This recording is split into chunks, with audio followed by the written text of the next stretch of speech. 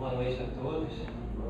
Quero saudar os irmãos com a graça, a paz do nosso Senhor Jesus. Amém. É um motivo de muita alegria estar aqui e continuar naquele mesmo espírito que nós demos início na segunda-feira, quando Deus colocou no nosso coração de meditar sobre o Messias, o Evangelho de Mateus. Tenho certeza que você ouviu coisas durante essa semana que você ainda não teve a oportunidade de meditar, de pensar o Evangelho dessa forma. Então vamos continuar no mesmo espírito dessa conferência. Quero convidar você para abrir sua Bíblia no Evangelho de Mateus, capítulo 1, e vamos ler do verso número 18, versículo de número 18 até o verso de número 23. Evangelho de Mateus, capítulo 1, verso de número 18 ao 23. Diz assim: Ora, o nascimento de Jesus Cristo foi assim. Estando Maria, sua mãe, desposada com José, sem que tivessem antes coabitado, achou-se grávida pelo Espírito Santo. Mas José, seu esposo, sendo justo e não a querendo difamar, resolveu deixá-la secretamente. Enquanto ponderava nessas coisas, eis que lhe apareceu um anjo em sonho, um anjo do Senhor, dizendo: José, filho de Davi, não temas receber Maria, tua mulher, porque o que nela foi gerado é do Espírito Santo. Ela dará à luz a um filho, e lhe porás o nome de Jesus, porque ele salvará o seu povo dos seus pecados. Ora, tudo isso aconteceu para que se cumprisse o que fora dito pelo Senhor por intermédio do profeta. Eis que a Virgem conceberá e dará à luz a um filho, e ele será chamado pelo nome de Emanuel, que quer dizer Deus conosco. Amém. Até aqui. Vamos ter mais uma palavra de oração. Pai, obrigado por esse dia que fez o Senhor, para que vivêssemos nele, para que nos alegrássemos e para que conhecêssemos da Tua palavra e engrandecêssemos o Seu nome. Pedimos que a Tua palavra seja falada com autoridade, com poder, com sabedoria, para edificar os corações, transformar as vidas e fazer com que cada palavra que cair no nosso coração não volte vazia, mas produza os frutos para os quais ela é designada. Te agradecemos pelo que já fizeste até aqui, pelo que has de fazer na nossa vida e nesta noite de hoje. Obrigado por tudo, em nome de Jesus. Amém. Na primeira aula, ou melhor, na primeira palestra, digamos assim, nós falamos sobre a genealogia e mudamos um pouquinho a maneira de olhar a introdução do Evangelho de Mateus. Nós vimos que o título Evangelho segundo Mateus foi dado posteriormente. E seguindo a tradição judaica, que dava o nome do livro com a primeira frase, nós vimos que o nome do livro de Mateus é Biblos da Genealogia, ou seja, livro da genealogia. Que essa genealogia tinha uma importância para a introdução do livro. Então, quando você vê Biblos da Genealogia em Gênesis 5.1 e em Mateus 1.1, você está dividindo a história da humanidade em duas partes. Vimos a importância da genealogia na tradição oral, vimos a importância da genealogia para manter viva a promessa de Gênesis 3.15 até o nascimento do Messias. Depois que Mateus interrompe e fala dos títulos do Messias. Bíblios da genealogia, ele dá 4 títulos. Messias, que é o cumprimento das profecias. Jesus, Salvador, filho de Davi, filho de Abraão, cumprindo as promessas que estavam sobre Abraão e sobre Davi. Depois disso que ele termina a genealogia, ele começa fazendo uma narrativa que é muito importante. Muito importante por quê? Ora, se eu volto na cultura do século aonde o livro foi escrito, eu estou falando para um público judeu. E para um público judeu, se eu quero ter autoridade em nome de Deus para falar para eles, eu tenho que apresentar sinais, prodígios e maravilhas. Se eu quiser falar para um grego, eu tenho que apresentar sabedoria. O grego, como Paulo fala em 1 Coríntios, capítulo 1, verso 22, ele quer sabedoria, ele busca sabedoria. Então, se eu quero evangelizar gregos, eu tenho que falar de filosofia, de sabedoria. Mas se eu quero falar para judeus, eles vão perguntar: que sinal tu me mostras? Que sinal me apresentas para dizer que vens em nome de Deus? Então, aqui eu tenho a primeira pergunta que eu preciso fazer para entender essa narrativa. Por que o judeu quer um sinal? Porque um sinal é importante. E aí eu preciso que você volte comigo no tempo e na história. Quando Noé é chamado por Deus para entrar na arca, se você contar a genealogia de Adão até ele, você vai ver que tem 1656 anos. Ou seja, Adão a Noé, 1656 anos bíblicos. No calendário lunar, enfim, aqui tem várias polêmicas em relação a esse tempo. Mas vamos contar apenas como anos bíblicos ou anos do calendário lunar, que é o que os judeus usavam no período que o Pentateuco foi escrito. Então, 1656 anos. Ele entra na arca, sai no ano de 1657. E o que acontece quando ele sai da arca? Deus faz uma aliança com ele e com todos os seres viventes. Está lá no capítulo 9. Você vira a página da Bíblia, capítulo 9, capítulo 10, capítulo 11, capítulo 12. Abraão nasce. Abraão nasceu no ano de 1948. E Deus vai chamar Abraão da terra que ele estava para vir para uma terra desconhecida no ano de quando ele tinha 75 anos, então 2023. Então de Noé até a chamada de Abraão, 366 anos. Deus falou com uma pessoa apenas na terra. Depois de Noé, depois que ele fala com Abraão, ele vai ratificar promessas com Isaac e com Jacó. E Deus vai falar a Abraão que a descendência dele vai ficar escravizada por 400 anos.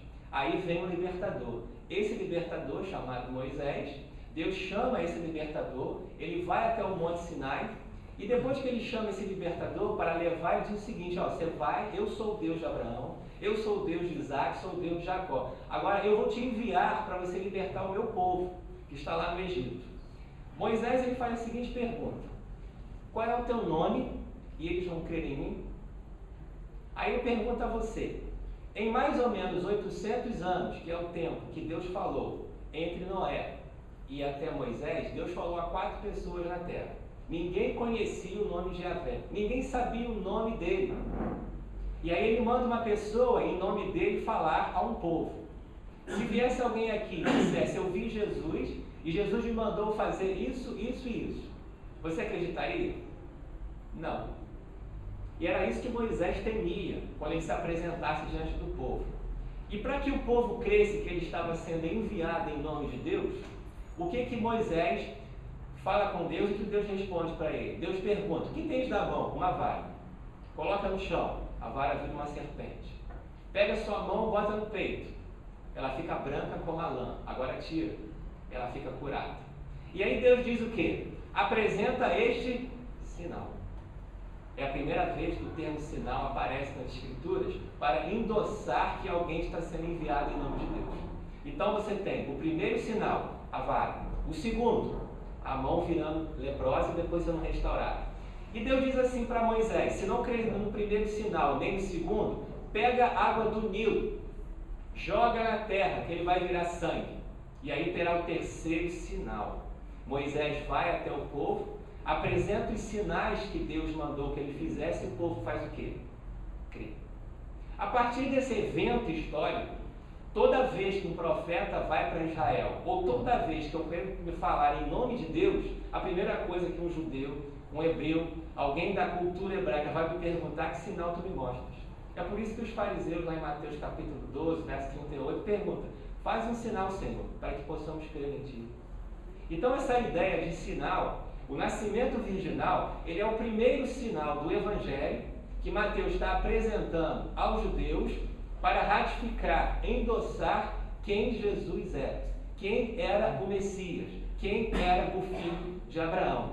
E aqui eu tenho que aprender que o nascimento virginal não é para comemorar o Natal, não é para eu celebrar o dia que Jesus nasceu, mas é o primeiro sinal da parte de Deus para ratificar que o Messias é quem ele diz é: o Filho de Deus, o Filho de Abraão, o Filho de Davi.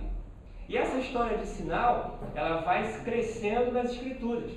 Quando os apóstolos começam o seu ministério lá em Atos 3, eles curam um paralítico. E aquilo traz um alvoroço pelo povo. As autoridades fazem o quê? Prendem, porque não sabem o que fazer. Quando resolvem julgá-lo, lá no capítulo 4, o que as autoridades dizem? O que vamos fazer com esses homens? É notório que se manifestou em Jerusalém um grande quê? Sinal. Então os sinais para o povo hebreu da revelação era importante para que eu testificasse que Deus estava por aquela prova, por aquela obra, por trás daquela obra. E quando o Evangelho vai saindo de Jerusalém, quando o Evangelho vai saindo portas afora, os sinais que os apóstolos faziam ratificavam que Deus estava com eles. E aqui tem um perigo. Você pode, a partir daí, achar que todo e qualquer sinal é Deus que está ratificando essa obra. E não é. Lembra que lá no Egito, quando Moisés fez os sinais, os 3 primeiros sinais, os magos do Egito também fizeram. E não era Deus que estava mandando eles fazerem. Se você lembrar do Sermão da Montanha, você vai lembrar que Jesus disse, olha, muitos expulsarão demônios, curarão, farão sinais e maravilhas, e eu direi no último dia abertamente, maldito, nunca os conheci. No sermão escatológico, Jesus disse que muitos falsos cristos, falsos messias se levantariam.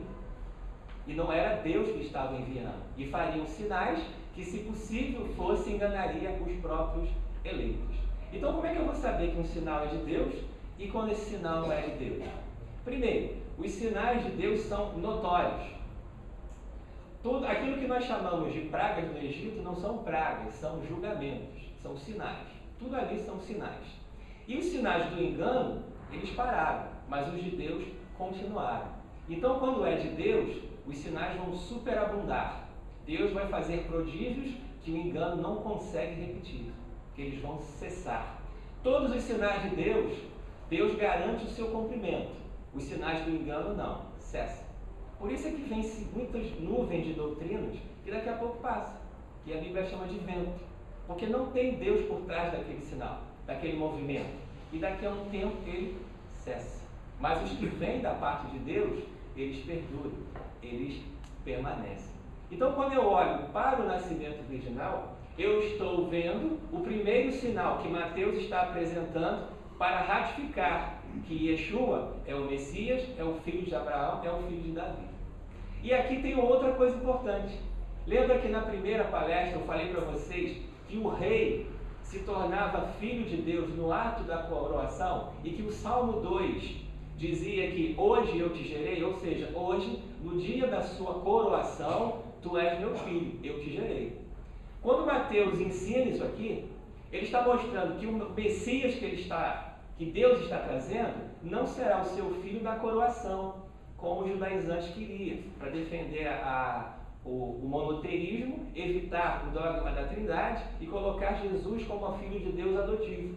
Mas Mateus está mostrando o quê? Que ele foi gerado não no dia da coroação, mas no seu próprio nascimento pelo Espírito de Deus.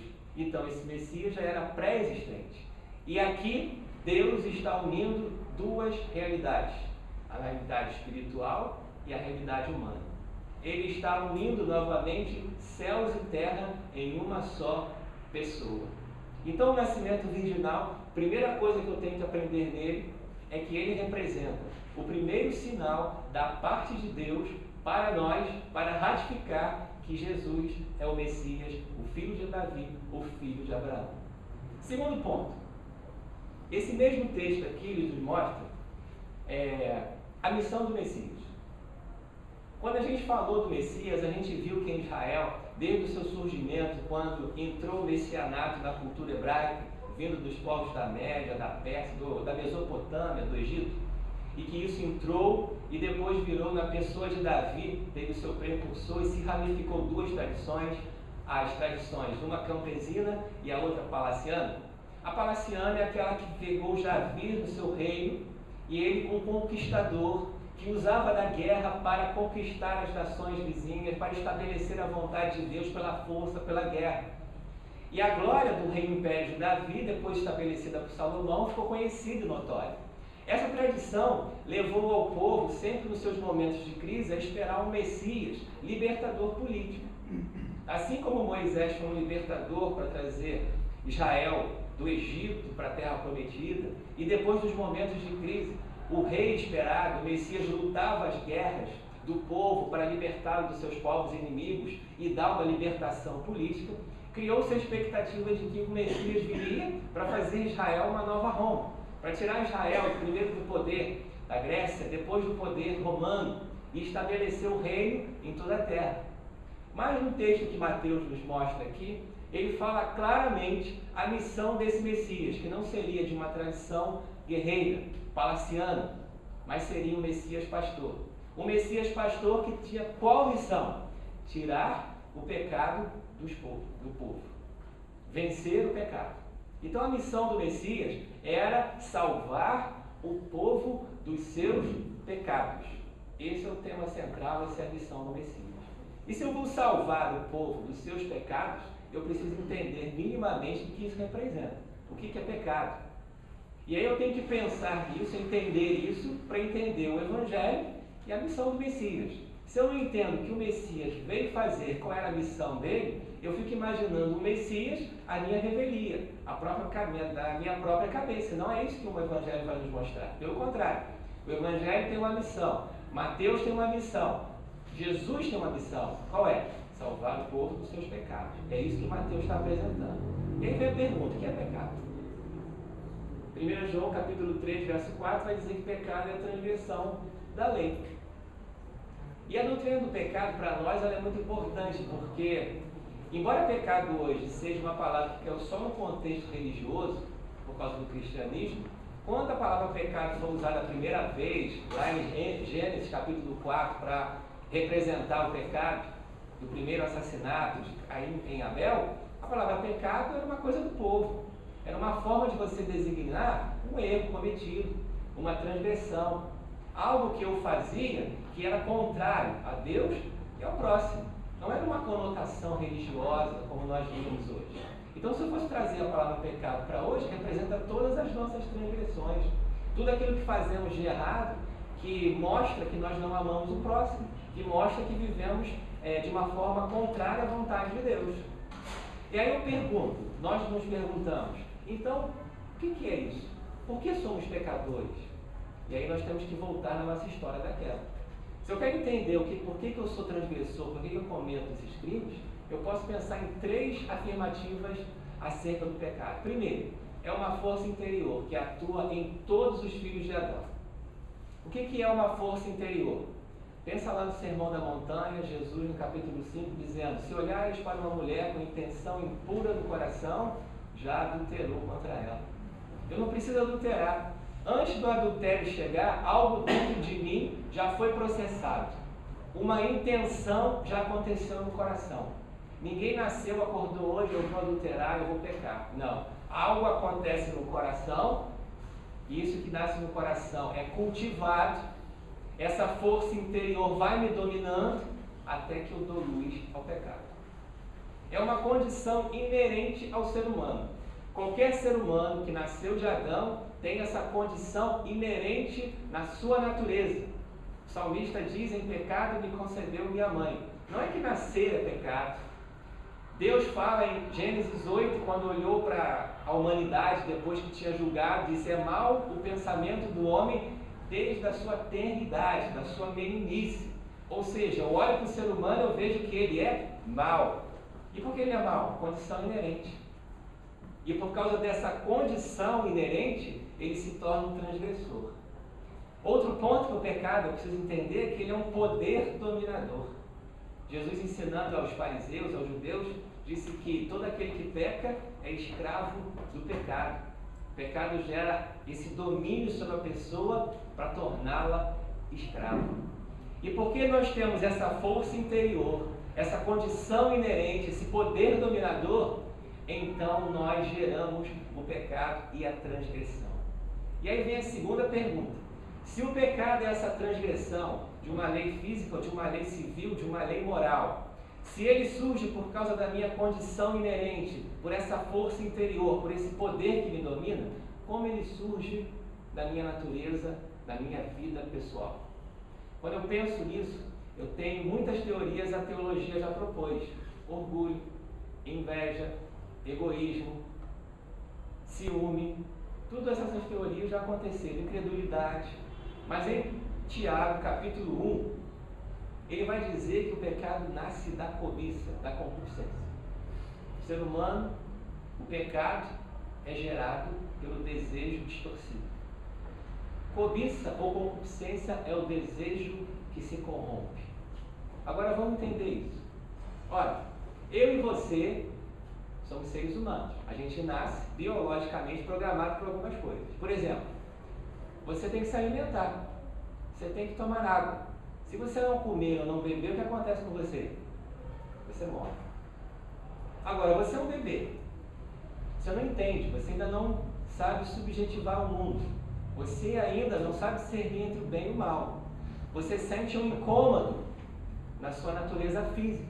Esse incômodo faz você chorar, aí sua mamãe, seu papai vai lá, te alimenta. Aí o choro passa, aquele incômodo passa. Você vai crescendo, e aí você aprende que aquele incômodo que você sentia, e o papai e a mamãe iam lá e te alimentavam, você vai chamar aquilo de fome.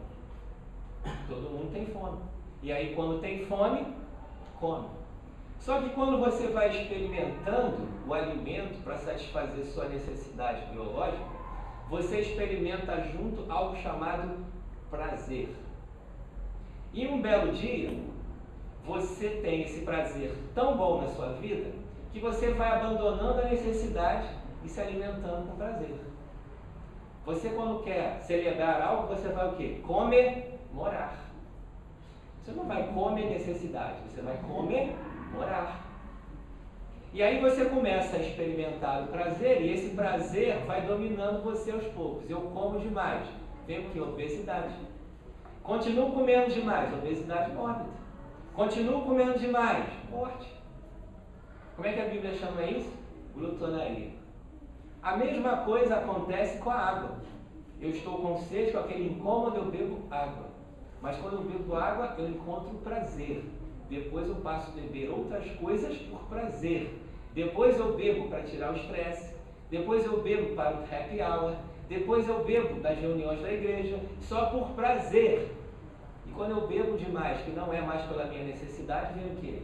Cirroses, problemas dos mais diversos. E se eu desistir? Morte. A Bíblia chama isso de quê? Glutonaria. Eu e você viemos programados para satisfação sexual.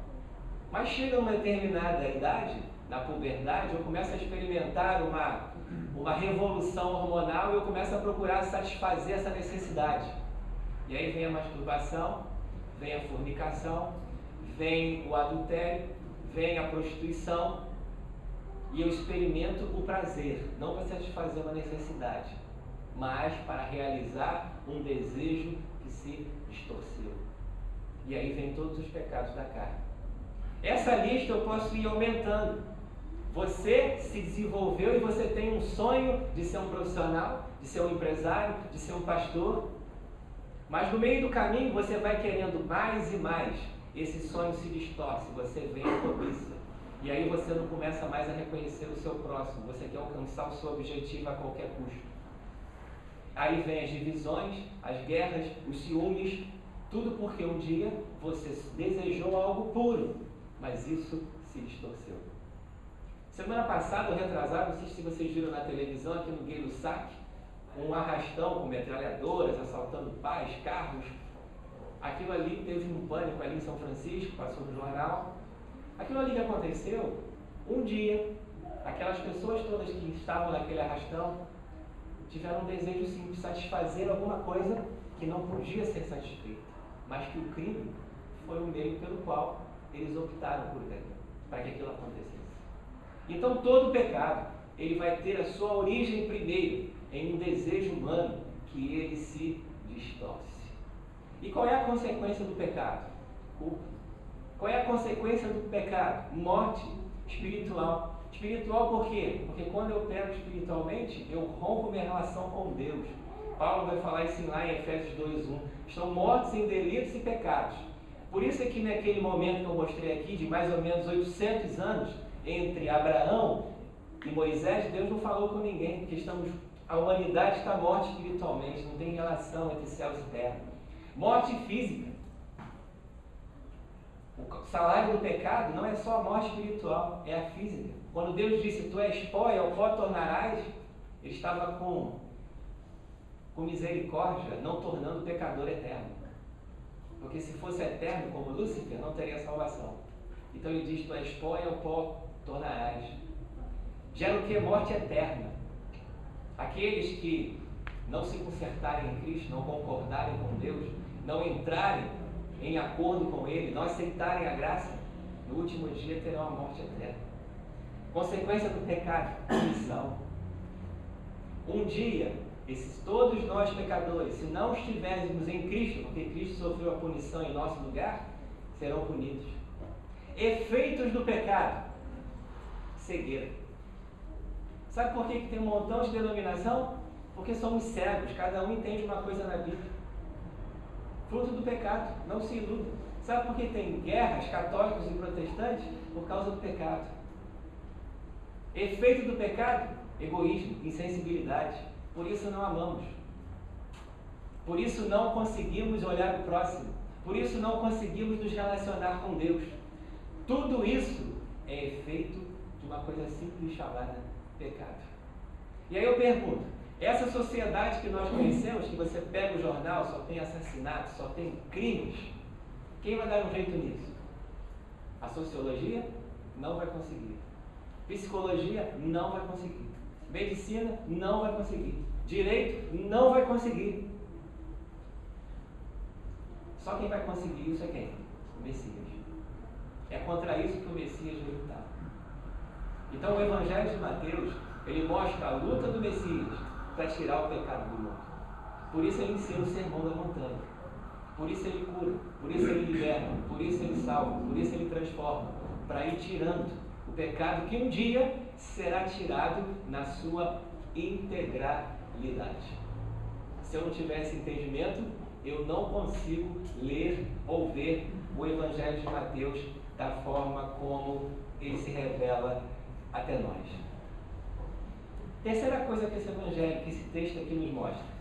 Primeiro, já vimos que ele é um grande sinal da parte de Deus para mostrar ao povo da época que Jesus é o Messias. Segundo, ele mostra a missão do Messias, a qual ele veio lutar, transformar, para que nós fôssemos livres, para uma nova criação pudesse emergir. E terceiro, o texto termina aqui com uma profecia que diz que o seu nome será Emanuel, que quer dizer o quê? Se ele é um sinal, se ele luta contra o pecado, quando ele terminar a sua obra, o resultado do trabalho do Messias é Deus comigo e com você. Quando Jesus terminar a sua obra, o resultado do seu trabalho é Deus conosco, comigo e com você. Por que nós estamos separados? Primeiro porque caímos. E aí Deus precisa dar um jeito nessa queda. Isso trouxe uma barreira muito grande entre Deus. E a primeira coisa que Deus vai fazer para acabar com esse abismo, essa distância, é terminar com o abismo ontológico. O que é um abismo ontológico? Nós somos nefesh, pó. Tu és pó e ao pó tornarás. Deus é infinito. Então aqui nós vemos que tem um problema assim, os gnósticos modernos me perdoem, mas o homem não é espírito que tem uma alma e habita no corpo. O homem é pó, é nefesh. E é dentro dessa nefesh que se desenvolve sua mente, sua alma, seu espírito, mas você é nefesh. Porque o primeiro Adão, ele herdou imagem e semelhança. O segundo Adão, que é Cristo, ele herda imagem, semelhança e natureza. Vou repetir. O primeiro Adão herdou imagem e semelhança. O segundo Adão, imagem, semelhança e natureza. Jesus, depois de 40 dias, ele vai para os céus. Depois de 10 dias, vem o Espírito Santo. E aí Pedro vai falar que nós somos agora o quê? Participantes da natureza divina. Sendo participante da natureza divina, o segundo Adão, sim, é espírito vivificante. O primeiro não. E esse segundo Adão, por ser participante da natureza divina, ele agora tem a mente de Cristo. Ele consegue entender as coisas de Deus e esse abismo ontológico desaparece. Ele se aproxima de nós. Segunda coisa que ele faz para acabar com esse abismo é eliminar o abismo espacial. O que é o abismo espacial? Eu moro na Terra. Deus mora onde? No céu. Estamos espacialmente separados. Deus morou na Terra do Sinai ao cativeiro babilônico. Eu não sei se você percebeu os textos que você leu no Velho Testamento, mas Deus, quando fez no Sinai, ele montou um tabernáculo, depois fez um templo em Jerusalém, a sua glória entrou naquele templo, mas quando teve o cativeiro, lá em Ezequiel, essa glória, esse trono, ele sai do templo para nunca mais voltar para o templo ser destruído. Quando Isaías teve a visão, ele viu as orlas do Senhor enchendo o quê? O templo que ele morava. Esse abismo espacial, Deus vai tirar. Como é que ele fez isso? Quando ele envia o Espírito Santo. Além de nós sermos participantes da sua natureza pelo Espírito em nós, ele resolveu fazer uma nova casa de sua habitação. E esta casa é a igreja, na qual o seu Espírito mora. E então nós temos Deus conosco. O abismo espacial desaparece. Por isso que a igreja é uma grande nação de sacerdócio. Porque não tem mais o abismo temporal. Quando você diz Pai, você vai para o trono da graça, pelo novo e vivo caminho, e o Pai te ouve. Temporalmente, não estamos mais separados, porque a barreira do pecado acabou. A barreira ontológica tem a mente de Cristo. Eu sou uma nova natureza, participante da natureza divina. Então agora, sendo morada do Espírito, o Espírito com gemidos inexprimíveis intercede por mim. E isso é uma obra do Messias, para terminar com esse abismo espacial e Deus estar conosco. Terceira coisa que ele vai fazer, ele vai acabar com o abismo temporal. Qual é o abismo temporal? É um morro. Qual é o abismo temporal? Nossa relação com ele acaba. Mas ele vai acabar com isso. Eu queria que você lesse um texto, lá em Êxodo, que você já leu talvez muitas vezes, mas eu quero te apresentar esse texto de uma forma bem simples. Êxodo 33,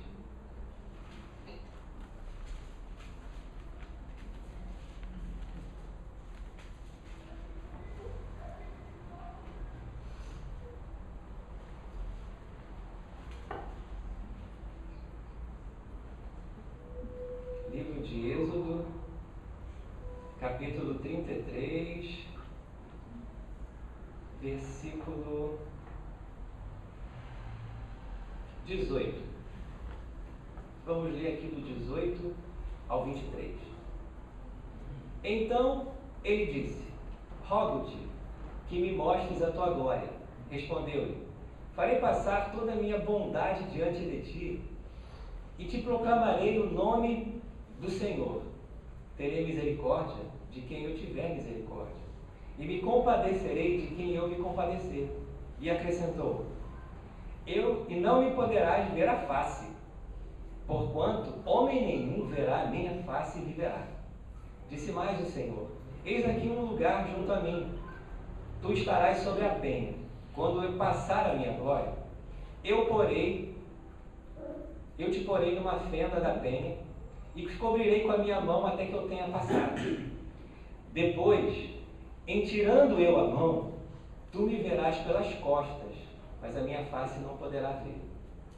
Esse texto aqui é muito conhecido. É o momento em que Moisés pede para ver a sua glória, pede para ver a sua face. Glória na Bíblia normalmente é a fama ou o brilho da presença de Deus. E aqui representava a face do Senhor. Esse Deus aqui foi o que mandou Jesus para morrer por nós. Foi quem enviou o Messias. Esse Deus aqui, que se apresenta aqui como pessoa, ele resolve se apresentar no Novo Testamento como Pai. E aqui, ele se coloca como alguém com uma mão, com face, com costas, alguém que tem algo que se comunica com Deus.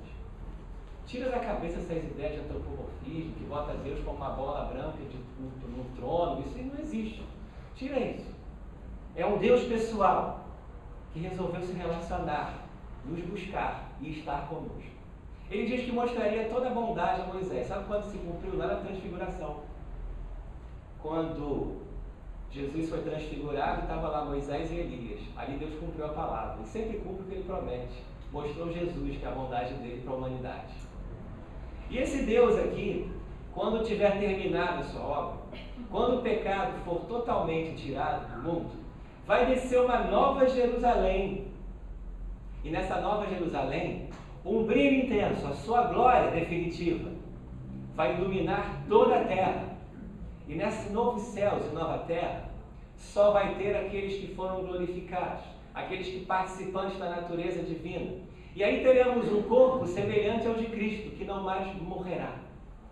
E aí a distância entre eu e ele, 10, 20, 30, 50, 100 anos, desaparece. E aí, ao invés de você vir para o seminário estudar teologia, você vai a Jerusalém direto.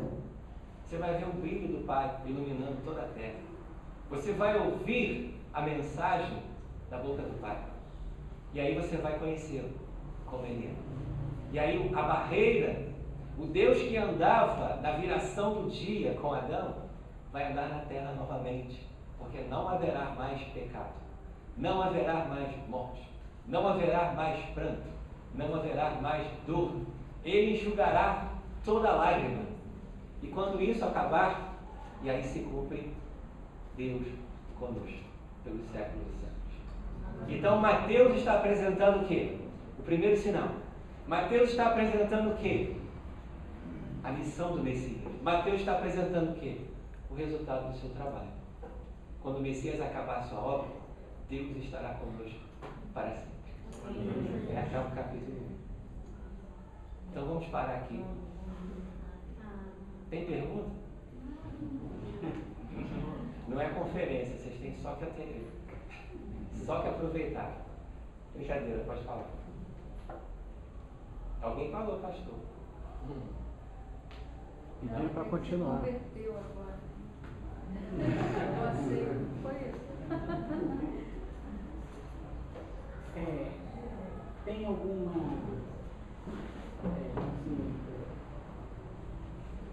A passagem que você disse agora por último, não é? Da Nova Jerusalém, Nova Terra, não é? Com Deus. Tem alguma ligação, vamos assim dizer, com o que Adão viveu antes da queda? Eu penso que não, porque a terra que Adão viveu foi marcada e manchada pelo pecado. Ela foi Antes do pecado. antes do pecado, só em termos de comunhão, porque lá na Nova Jerusalém não vai ter mais, o mar já não existirá, vai haver uma transformação. Mas a relação que existia entre Deus e a criação, essa volta, para nunca mais se desfeita.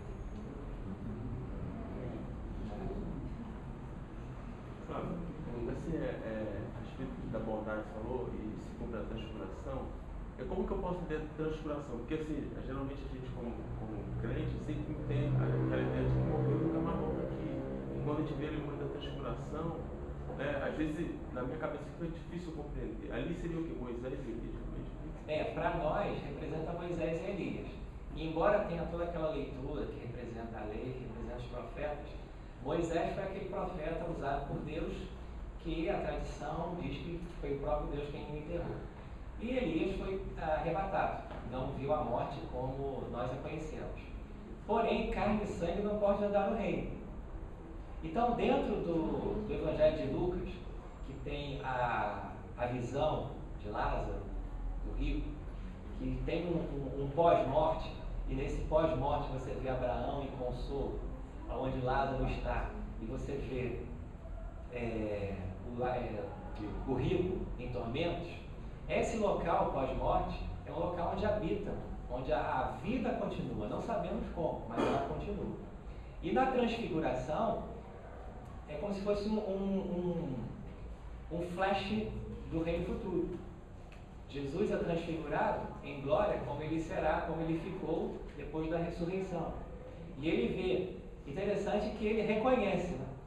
Ele não precisou ninguém para identificar Elias e Moisés, ele reconhece. E nesse encontro ali, Deus mostrou um flash da eternidade. É como se abrisse uma janela assim no tempo e você visse um flash da eternidade. Quando você pega Daniel capítulo 12, que fala que os sábios vão brilhar como as estrelas, ele está falando da glória daqueles que vão ressuscitar, daqueles que vão viver nesse reino. Por isso aquela luz branca, aquele corpo brilhoso, alvo como a lã, é como se Jesus ali, como se Deus abrisse uma janela na eternidade e mostrasse um flash para os apóstolos, para que eles crescem. Tanto quando Pedro fala, nós vimos a sua glória, lá na sua epístola, ele está se referindo a esse evento. Então ele está ligado nesse ponto.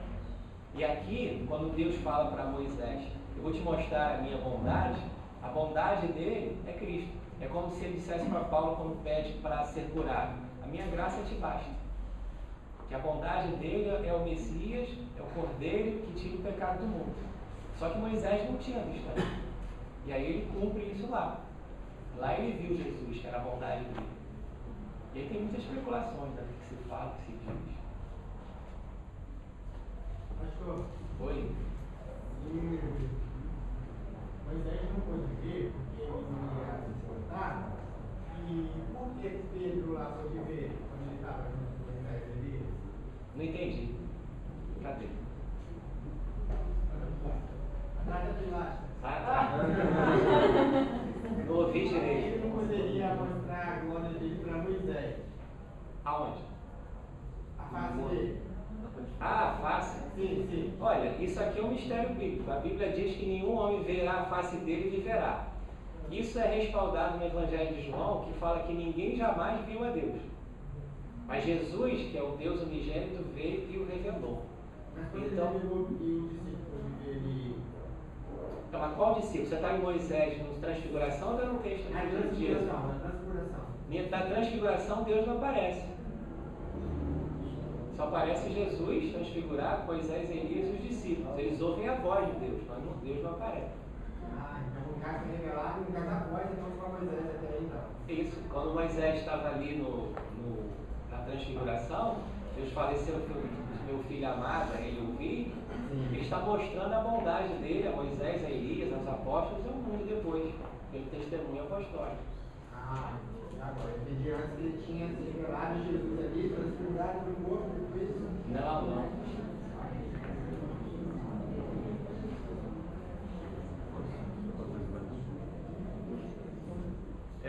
No nascimento virginal, né, quando Jesus é gerado no ventre, a formação de Jesus tinha alguma parte de Maria ali? Ou já chegou gerado? Eu posso te falar o que eu penso. Sim. Né? Eu acho que Maria dá para ele a carne humana, para ele ser revestido de carne. E o Espírito Santo faz o resto. Agora, como Maria deu a carne sem transmitir pecado original, se é que há essa transmissão nessa relação, como Maria deu a sua natureza, isso é um mistério.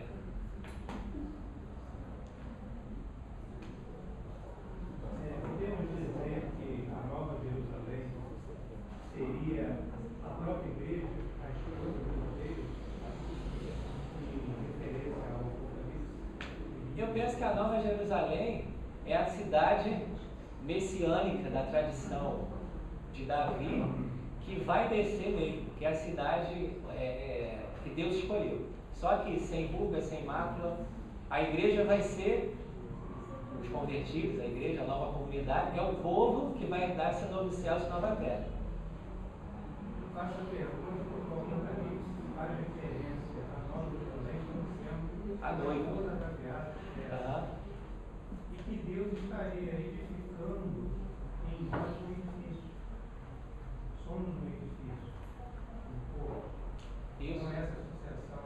Existe, nós somos o templo, o edifício, a noiva do Cordeiro. Mas aí é uma coisa pessoal minha que eu acho que haverá essa nova Jerusalém lá, vão cumprir muitas coisas dos profetas, dos salmos, a cidade que ele elegeu. E nós vamos reconhecer isso, esse novo céu e nova terra, essa nova Jerusalém é um santuário de Deus, é um lugar que ele vai realmente habitar com o seu povo.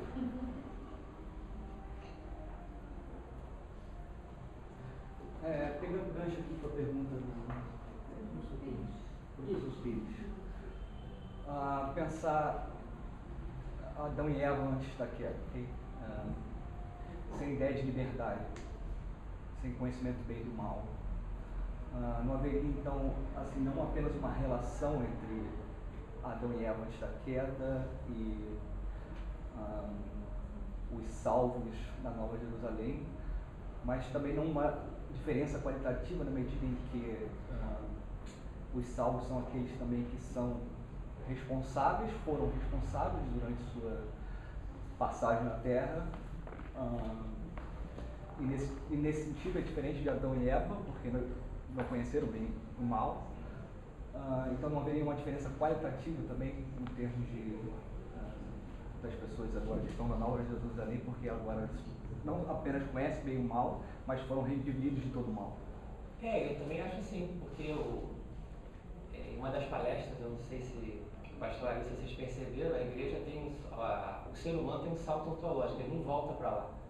Ele tem um salto ontológico em termos de natureza. Adão e Eva jamais experimentaram a participação da natureza divina, nem imaginaram e sonharam como seria a glória do Cristo ressurreto. E os apóstolos que viram o Cristo ressurreto, eles esperam e ensinaram para a igreja que espere essa mesma glória em termos de natureza divina. Então, com certeza, vai haver um salto muito grande nosso em termos qualitativos também, em termos de imagem e semelhança de Deus também. Então, assim, sem querer ser polêmico, assim, poderíamos pensar a queda não como queda, mas como salto qualitativo? Como os teólogos liberais fazem, por exemplo, pensar a queda não como uma queda, um deslize, mas como um salto qualitativo. Quando você fala do salto qualitativo, eles estão dialogando com o pensamento da época. Em qualidade, salto qualitativo que eles tinham uma coisa e perderam a intelectualidade, que eu nem sei se eles tinham.